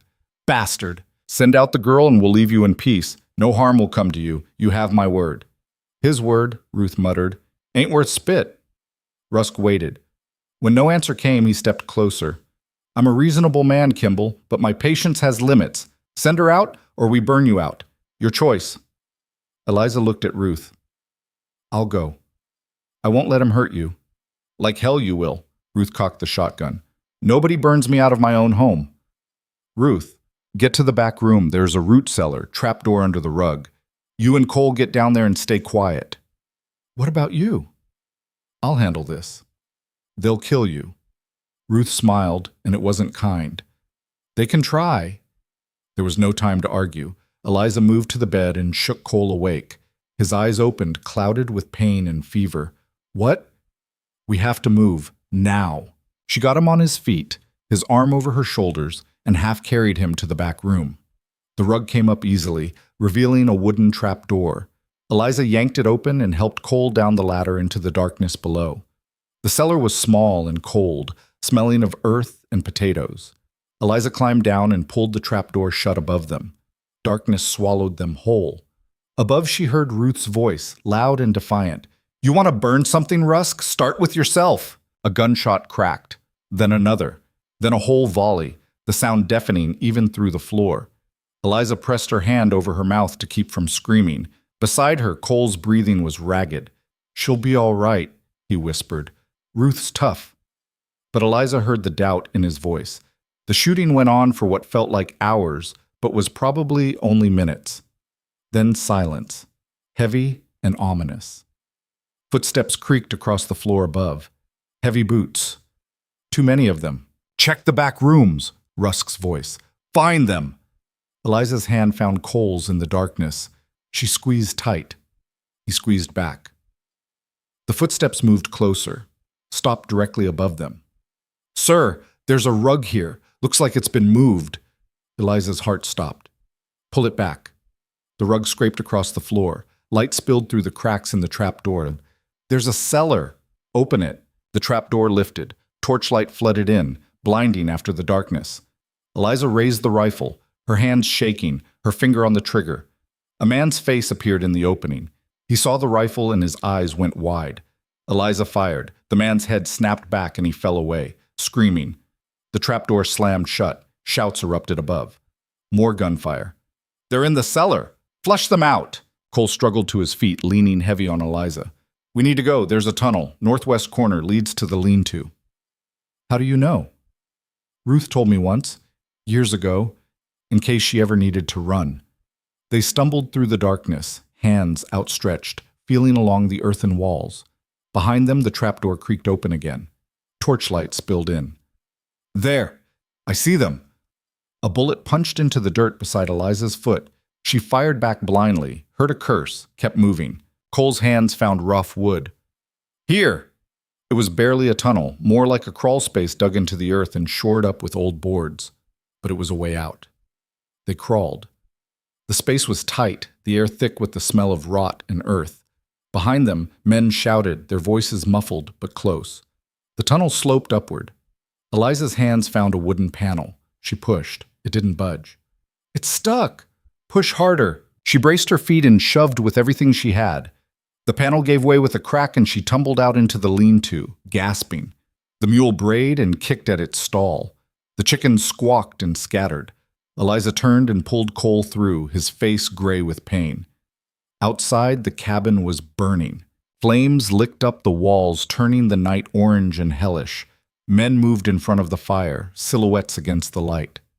And in the center of it all stood Victor Rusk, watching his handiwork with cold satisfaction. Eliza didn't see Ruth anywhere. The horses, Cole gasped. Behind the lean-to. They were still there, skittish but alive. Eliza grabbed the reins and hauled herself into the saddle.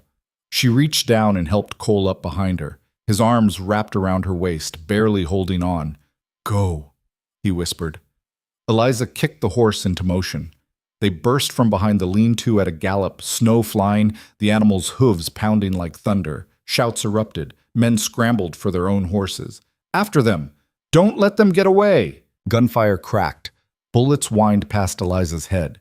She bent low over the horse's neck, urging it faster, faster. They plunged into the trees. Branches tore at them, trying to pull them from the saddle. Behind them, the sounds of pursuit grew louder. But Eliza didn't look back, didn't slow down. She rode like her life depended on it, because it did. The forest was a maze of shadow and snow, every tree looking like the next, every direction feeling wrong. Eliza had no idea where she was going, no destination in mind except away. Behind them, she could hear horses crashing through the underbrush, men shouting coordinates to each other. Cole's grip around her waist was weakening. She could feel him slipping, his weight pulling to one side. Hold on, she yelled over the thunder of hooves. Trying, he mumbled. The trees thinned ahead. Eliza burst into another clearing and nearly screamed. The ground dropped away in front of them, a steep ravine maybe 15 feet deep, with a frozen creek at the bottom. She hauled on the reins. The horse reared, nearly throwing them both. For a sickening moment they teetered on the edge, the world spinning. Then the horse found its footing and backed away from the drop. Behind them, the pursuit grew closer.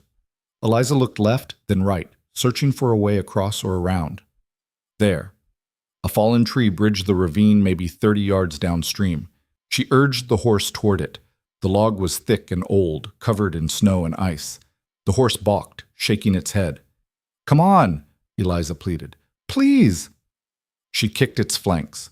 The horse snorted, pawed at the snow, then stepped onto the log. The world reduced to breath and balance. The log creaked under their weight. The horse's hooves slipped on ice, caught, slipped again. Below, the creek waited, frozen and unforgiving. Cole's arms tightened around her waist. Don't look down. Too late. Eliza looked. The distance seemed much farther from up here. Almost there, she whispered. The horse took another careful step. Another. The far side was so close now. 10 feet. 5. Behind them, riders burst into the clearing. There! The first gunshot cracked. The bullet hit the log, sending splinters flying. The horse panicked, lunging forward. Its back hooves slipped. Eliza felt the world tilt. Then they were falling. They hit the far bank hard, the horse scrambling for purchase. Cole and Eliza sliding from the saddle into the snow. The impact knocked the wind from Eliza's lungs. She lay gasping, her vision swimming. Above, on the far side of the ravine, riders pulled up short. Rusk dismounted, walking to the edge. The firelight from the burning cabin was distant now, but Eliza could still see his face. Cold, calculating. You can't run forever, he called down. Every step you take, I'll be right behind you. Every place you hide, I'll find you. You're mine, Eliza Hart, and I always get what's mine." Eliza struggled to her feet, helping Cole up beside her. The horse had bolted, disappearing into the trees. Rusk smiled. "See you soon." He turned and walked back to his horse. His men followed, their voices fading as they moved away, circling to find a crossing point. Eliza and Cole stood in the snow, battered and bloodied and out of options. "Can you walk?" Eliza asked. Cole nodded. "Have to." They stumbled into the trees, leaving tracks in the snow that anyone could follow. But there was nothing else to do. Nowhere else to go. They just had to keep moving, keep surviving, one step at a time. They walked until Eliza's legs stopped working properly, until Cole could barely put one foot in front of the other. The forest pressed close on all sides, dark and indifferent to their suffering. Every shadow looked like a man with a gun. Every sound was a horse coming to run them down. But nothing came. Not yet. Cole collapsed against a tree, his breathing ragged and wet. Blood had soaked through his bandages again, dark against the makeshift wrapping. Eliza knelt beside him, her own body screaming for rest. "How far behind are they?" Cole asked. "I don't know. An hour, maybe less. We need to find shelter. I'm slowing you down." "Stop talking like that." "It's true." Cole's eyes met hers, clear despite the pain. "Leave me. You can move faster alone. We've been through this. I'm not leaving you." "Eliza, I said no." Her voice came out harder than she meant it. "You don't get to save my life half a dozen times and then ask me to abandon you. That's not how this works." Cole almost smiled. "You're stubborn." "I learned from the best." She helped him to his feet and they kept moving, slower now, each step a negotiation between will and flesh. The moon rose, full and bright, turning the snow to silver, beautiful and terrible. They could see clearly now, which meant anyone hunting them could too. The temperature was dropping. Eliza could feel it in her bones, in the way her breath turned to ice crystals before her face. Her feet had gone numb hours ago. She couldn't feel her fingers anymore, even when she flexed them inside her gloves. "There," Cole rasped, pointing ahead. Through the trees, barely visible in the moonlight, stood the dark shape of a structure. An old trapper's shelter, half collapsed and covered in snow, but with enough roof left to keep out the worst of the cold. They staggered toward it like drowning people reaching for shore. The door hung crooked on rusted hinges. Eliza pushed it open and helped Cole inside, lowering him as gently as she could to the frozen ground. The interior was small, maybe 10 feet square, with gaps in the walls where the wind whistled through. An old stone fireplace stood against one wall, filled with debris and bird nests. Tools hung from pegs, rusted traps, a broken axe handle, lengths of chain. "Fire?" Eliza asked, though she already knew the answer. Cole shook his head. "Smoke will give us away." "You're freezing."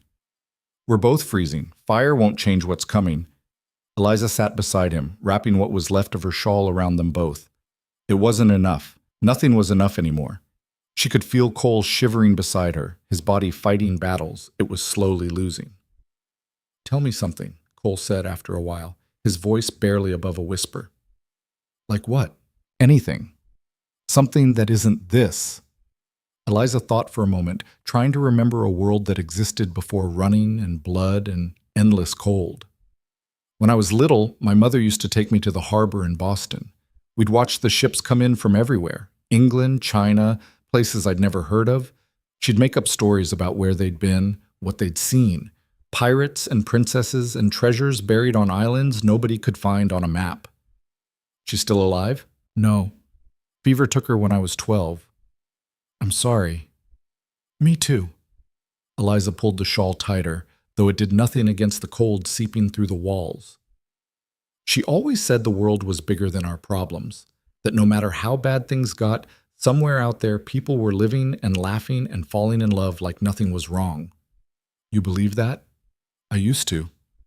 Eliza looked at the dark beyond the shelter's entrance. "Now I don't know what I believe."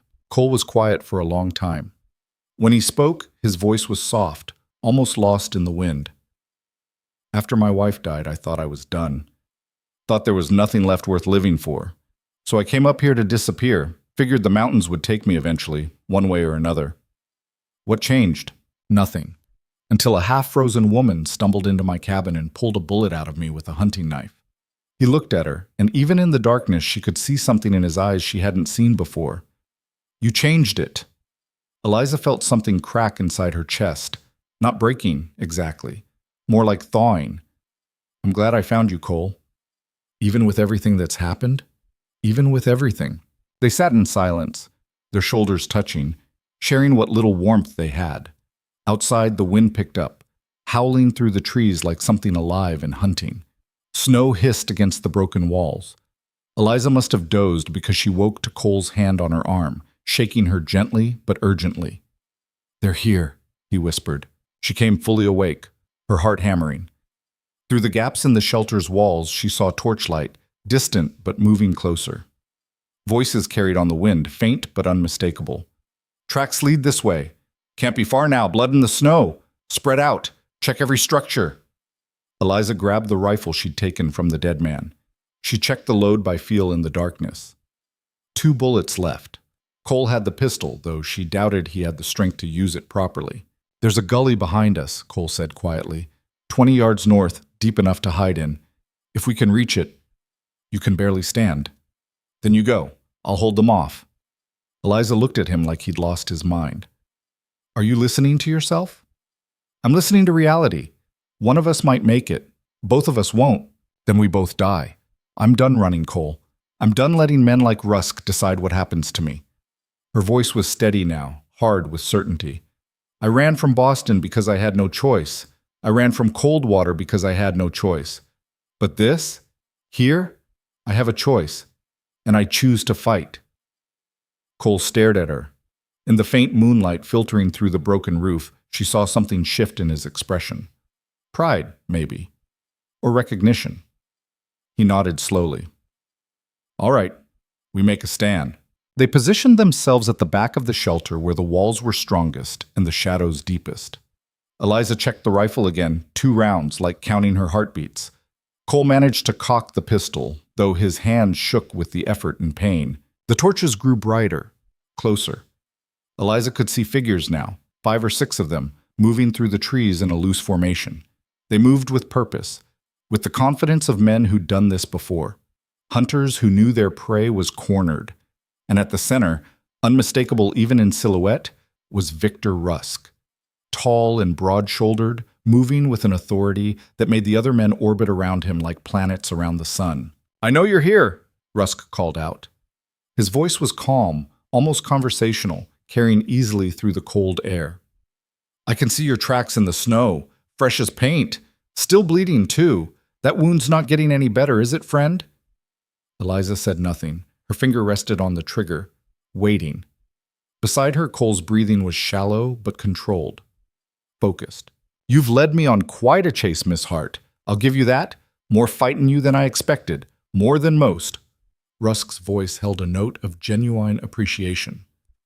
But it's over now. Come out, and I promise you a quick death. Merciful.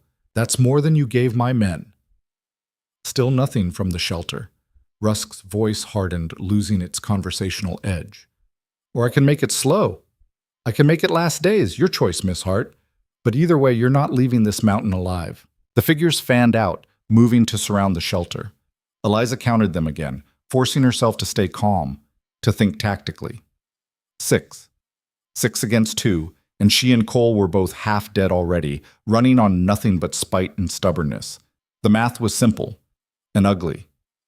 When they come through that door, Cole whispered, his lips barely moving, aim for center mass. Don't try to be fancy. Just shoot. I know. And Eliza, whatever happens, don't say goodbye. Cole squeezed her hand once, his fingers cold but steady. Then let go. The first man came through the door fast, rifle raised, moving like someone who'd kicked in doors before. Eliza fired without thinking, without aiming, just pointing and pulling the trigger the way Cole had taught her. The bullet caught him in the chest, and he went down hard, his weapon clattering across the frozen ground. His body hit with a sound that was too solid, too final. Eliza felt her stomach lurch but forced it down. 2 more rushed in behind him, moving in the moment of chaos. Cole fired and missed, the pistol's report deafening in the small space. Eliza worked the lever on the rifle, her hands moving automatically, muscle memory from hours of practice she hadn't known she'd absorbed. She aimed, pulled the trigger, click, empty. The men were on them before Eliza could draw breath. One grabbed her, his hands like iron, slamming her against the wall hard enough to drive the air from her lungs. The rifle fell from her hands, useless now. She clawed at his face, felt her nails tear skin, drew blood. He backhanded her and her vision went white with pain, stars exploding behind her eyes. Cole lunged at the second man with a roar, the pistol forgotten or dropped, fighting with his bare hands and whatever strength he had left. They went down in a tangle of limbs, grappling in the dirt and debris, grunting with effort. The man holding Eliza raised his fist to strike again. She saw it coming, saw the hate in his eyes, and knew she couldn't stop it. Her arms wouldn't move right. Her legs wouldn't support her. Then a gunshot cracked and the man's head snapped back. Blood sprayed. He dropped like a puppet with cut strings, his body going instantly slack. Eliza fell to her knees, gasping, her ears ringing from the shot. She looked up, trying to understand what had happened. Ruth Kimball stood in the doorway, shotgun smoking in her hands, her face grim and streaked with soot and blood. Her clothes were burned, her hair singed, but her eyes were clear and hard as stone. "Took you long enough to get cornered," the old woman said. She fired again without hesitation, the shot taking the man fighting Cole in the shoulder. He screamed, a sound of pure animal pain, and rolled away. Cole didn't give him a chance to recover. He grabbed the fallen rifle and brought the stock down hard against the man's skull. The screaming stopped. Outside, voices shouted in confusion and alarm. "It's the Kimball woman! She's alive! How many of them are there? Fall back! Regroup!" Ruth stepped fully into the shelter and reloaded with practiced efficiency, her fingers moving with the ease of long familiarity. She didn't look at the bodies, didn't acknowledge the blood. "Thought you were dead," Eliza managed to say, her voice rough. "Takes more than fire to kill me. Root cellar saved me, came up after the flames died down." Ruth finally looked at her, and something almost like warmth flickered in those hard eyes. "You all right?" Eliza nodded, though nothing felt all right. Her face throbbed where she'd been hit. Her body ached from being slammed into the wall. But she was alive. "Get up," Ruth said. "We're not done yet." Eliza grabbed the dead man's rifle and checked the load with shaking hands. Full magazine. She looked at Cole. He was on his feet somehow, leaning heavily against the wall, the pistol back in his hand. His face was gray, his breathing labored, but his eyes were focused. "Can you shoot?" Ruth asked him. "Well enough." "Then let's finish this." They moved to the doorway, taking positions with clear lines of sight. Outside, Rusk's remaining men had taken cover behind trees, their torches making them easy targets if they moved. Ruth fired into the darkness, her aim true despite the distance and the poor light. Someone screamed. "4 left!" she called, "including Rusk!" Eliza raised the rifle and fired at a muzzle flash, at the brief bloom of light that marked an enemy's position. Wood splintered. A curse echoed through the trees, followed by the sound of someone scrambling for better cover. 3. The battle dissolved into chaos, into pure survival instinct. Gunfire cracked from all sides, bullets punching through the shelter's thin walls, kicking up snow and frozen earth. Eliza fired until the rifle clicked empty, then grabbed the pistol from a dead man's belt, her hands moving without conscious thought. Beside her, Cole fought with nothing left but stubbornness and rage. Each shot cost him. She could see it in the way his body moved, the way he had to brace himself against the wall to stay upright, the way his hand trembled between shots. But he didn't stop, didn't falter. Ruth was a terror, moving from window to window, firing and reloading with mechanical precision. 70 years old, and she fought like a woman half that age, like someone who'd spent a lifetime refusing to die. One of Rusk's men broke from cover trying to flank them, moving fast and low through the trees. Eliza saw him coming and fired twice, the pistol bucking in her hand. He went down hard and didn't get up, his body sprawled in the snow. 2! Ruth shouted over the gunfire. Then silence fell, sudden and heavy as a dropped stone. Eliza's ears rang in the absence of violence. She pressed herself against the wall, breathing hard, trying to listen past the rushing of blood in her skull and the high whine of damaged hearing. "Rusk?" she called out. "Show yourself!" No answer, just the wind and the trees and the awful quiet. It's over. Your men are dead or running. Still nothing. Eliza glanced at Ruth. The old woman was scanning the tree line, her expression tight with concentration, reading the darkness for threats. He's out there, Ruth said quietly. Waiting. For what? For us to make a mistake, to get careless. That's how men like him work. They're patient when they need to be. Cole shifted against the wall, wincing. We can't stay here, no supplies, no cover worth a damn. We wait, we die, slow or fast, but we die. So what do we do? Eliza asked, though part of her already knew the answer. Ruth's jaw tightened. We go hunting. They moved out into the frozen night, 3 broken people with guns and nothing left to lose.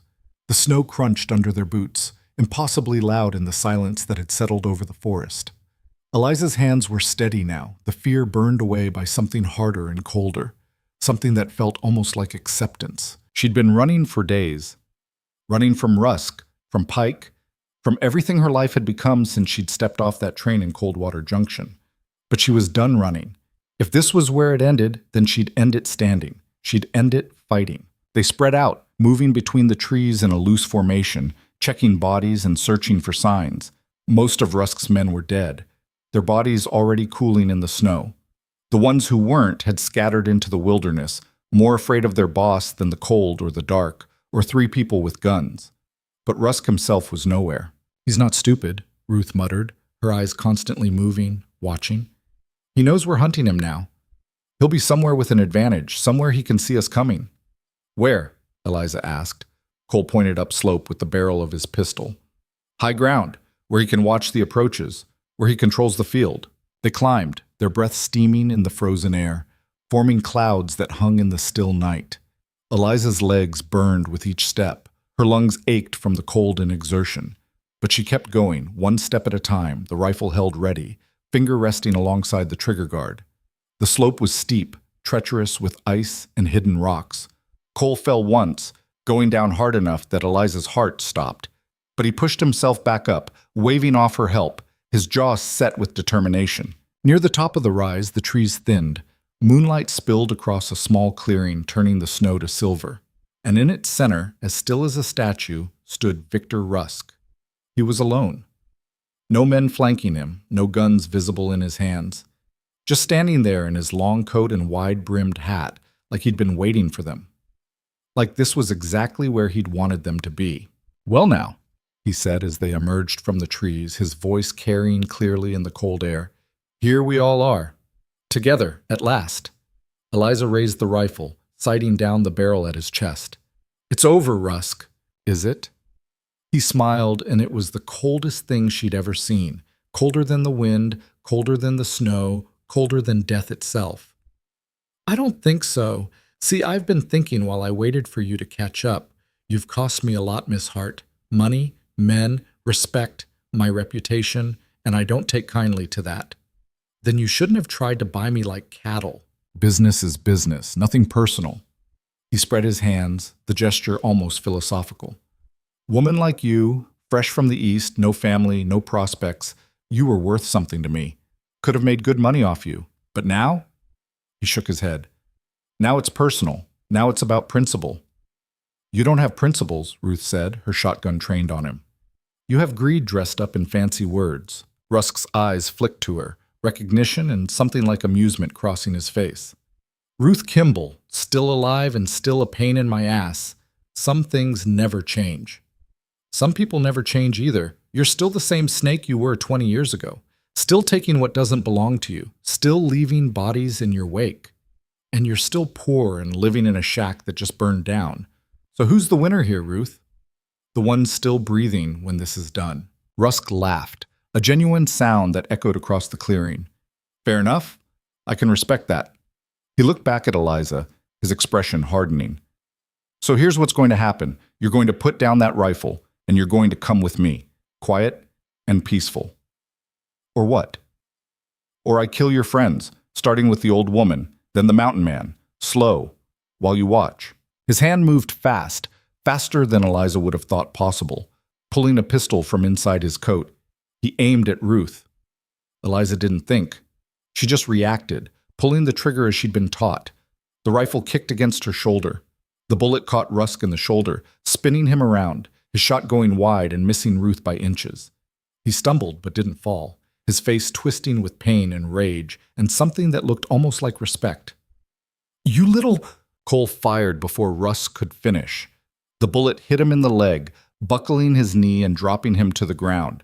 But still he didn't go down completely. Still he raised his pistol with his good hand, shaking but determined, aiming at Eliza with hatred burning in his eyes. "You're mine," he snarled through clenched teeth, blood staining the snow beneath him. "You'll always be—" Ruth's shotgun roared, the sound final and absolute. The blast took Rusk in the chest, the impact lifting him off his knees and slamming him backwards into the snow. He lay there, eyes wide and surprised, like he couldn't believe the world had finally caught up with him, like he couldn't believe he was mortal after all. Then the light went out of those eyes. The hate drained away, and Victor Rusk was gone. Silence crashed down like a collapsing mountain. Eliza stood frozen, the rifle still raised to her shoulder, her fingers still on the trigger. She couldn't move, couldn't think, couldn't process what had just happened. It was over. It was actually, finally, over. Ruth lowered the shotgun and walked to the body with deliberate steps. She nudged it with her boot, making sure, checking for any sign of life. Finding none, she spat in the snow beside it, a gesture of contempt and dismissal. "Good riddance," she said simply. Cole sank to the ground, his strength finally giving out completely. His legs just folded under him, and he sat down hard in the snow. Eliza dropped the rifle and ran to him, her own exhaustion forgotten, catching him before he fell completely. "I'm all right," he muttered, though his voice said otherwise. "Just need a minute." "You need a lot more than a minute. You need a doctor, a real one." "I'll live, thanks to you." Eliza looked at Ruth. The old woman was still watching the tree line, still vigilant, still ready for the next threat. Always expecting trouble because that was how you survived. "What now?" Eliza asked, the question feeling too big, too complicated. Ruth considered, her eyes scanning the darkness one more time before she lowered the shotgun completely. "Now we get you two somewhere safe, somewhere warm. Let Cole heal proper, then you decide what comes next. And Rusk's men, the ones who ran? The ones left alive will scatter like leaves. Without him, they're nothing, just cowards and hired guns with no one paying them. Might cause trouble later, might not, but that's a problem for another day." She looked at Eliza. "You've done enough for one lifetime. Time to rest." Eliza helped Cole to his feet, his weight familiar now after days of supporting him. Together, the three of them started back down the slope, leaving Rusk's body to the snow and the wolves and whatever judgment waited beyond the darkness. The walk back took hours. Time seemed to stretch and compress strangely, measured only by steps and breaths and the slow lightening of the sky. By the time they reached what was left of Ruth's homestead, dawn was breaking over the mountains, turning the sky pink and gold and impossibly beautiful. The cabin was gone, nothing left but smoking timbers and ash and the acrid smell of burned wood, but the lean-to still stood, and miraculously the mule was alive, braying at their approach. Ruth looked at the ruins of her home without expression, her face unreadable. 20 years I lived there," she said quietly. "Built it with my own hands after my husband died. Raised chickens, kept bees, had a garden that grew the best tomatoes in 3 counties. "I'm sorry," Eliza said, the words feeling inadequate. "This is my fault. All of it." "No." Ruth's voice was firm. "It's Rusk's fault, and he paid for it, paid in full." She turned to Eliza. "You got nothing to apologize for. You survived. You fought when fighting was the only choice left. That's all anyone can ask." They made camp in the lean-to, huddled together for warmth around a small fire Ruth built from salvaged wood.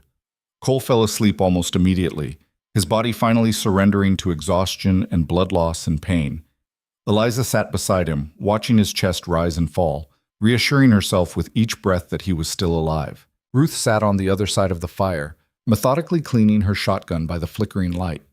Her hands moved with the unconscious precision of someone who'd performed the task 10,000 times. "What will you do?" Eliza asked after a while. "Rebuild. Same as always." Ruth's hands never stopped moving. "Land's still mine. Deeds in a strongbox buried under what used to be the kitchen. House burned, but I can build another. Been through worse. Have you? Ruth smiled, but there was no humor in it. Lost my husband to cholera. Lost 2 children to winter fever. Lost a brother to the war and a sister to childbirth. House burning down? She shrugged. That's just Tuesday.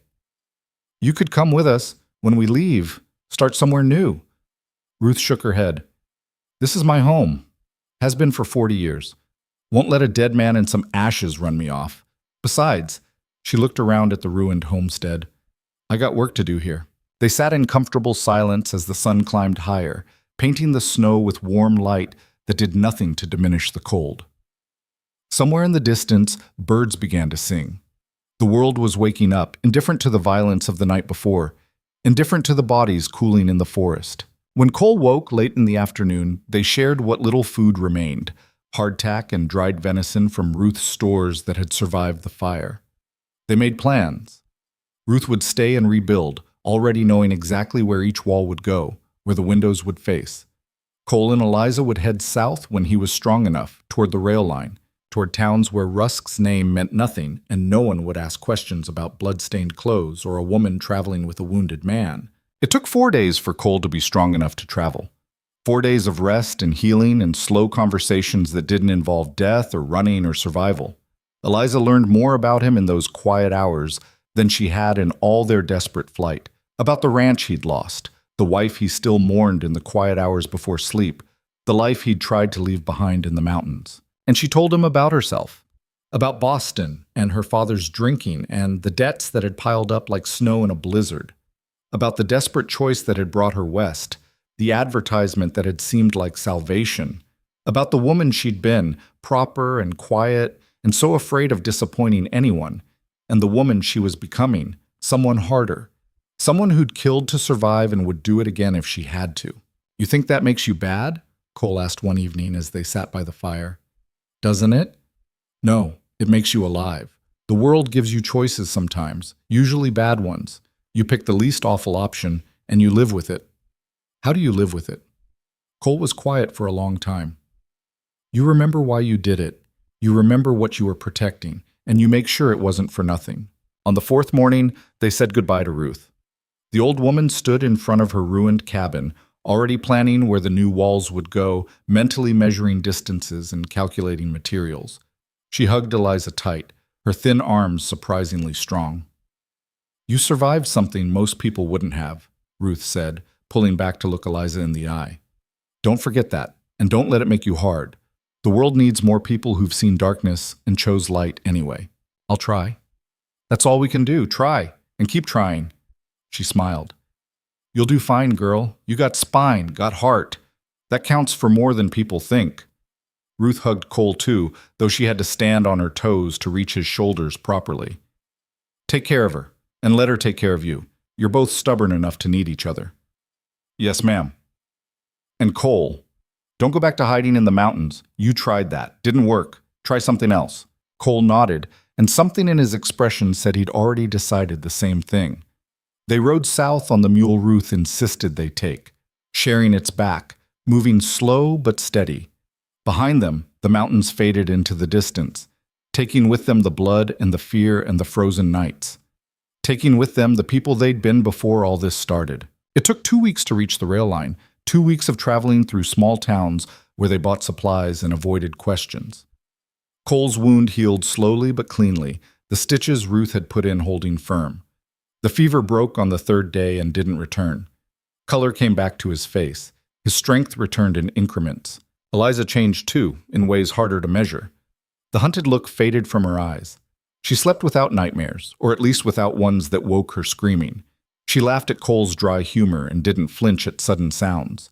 The constant readiness for violence slowly eased, though she suspected it would never fully leave her. They were healing, both of them. Scars forming over wounds that would never completely disappear but might, eventually, stop hurting quite so much. When they finally reached the railroad town, a place called Brennan's Fork that existed mainly to serve the rail line, Cole sold the mule to a livery owner and bought 2 tickets south with the money. They didn't talk about where they were going exactly, just away. Somewhere warm.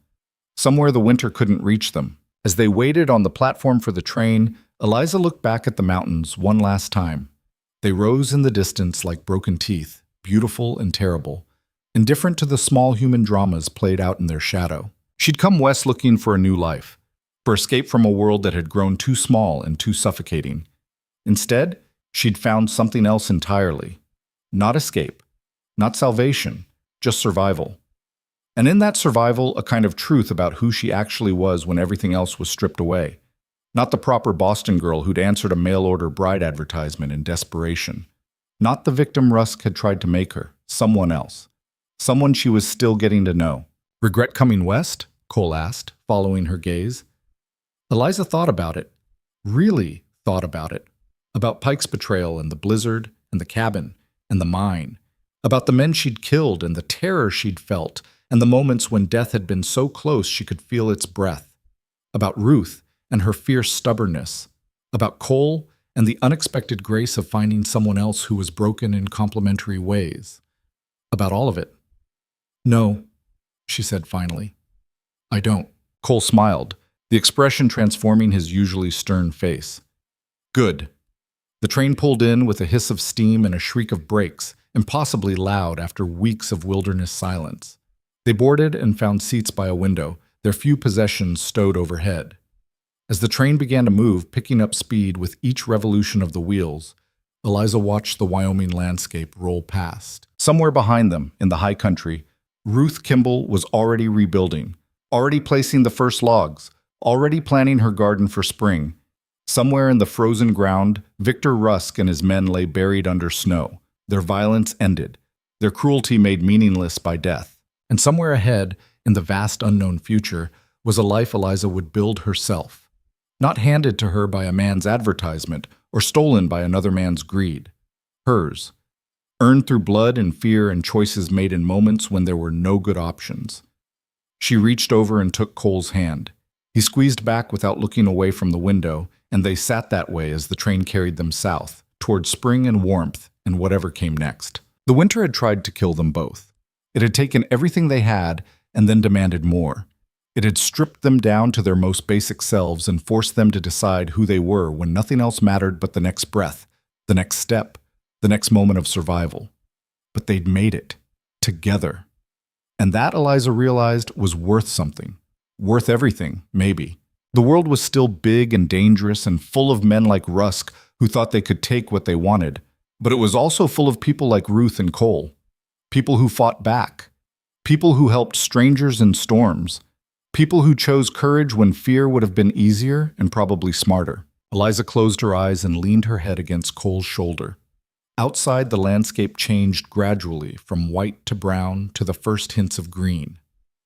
Spring was coming, and with it, the chance to start over. Not because she was running from something this time, but because she was running toward it, toward life, toward hope, toward a future she'd make for herself, one choice at a time. A future where she got to decide who she was instead of letting circumstances or cruel men decide for her. The train rumbled on through the afternoon and into evening. Other passengers came and went at small stations, most barely worth the name.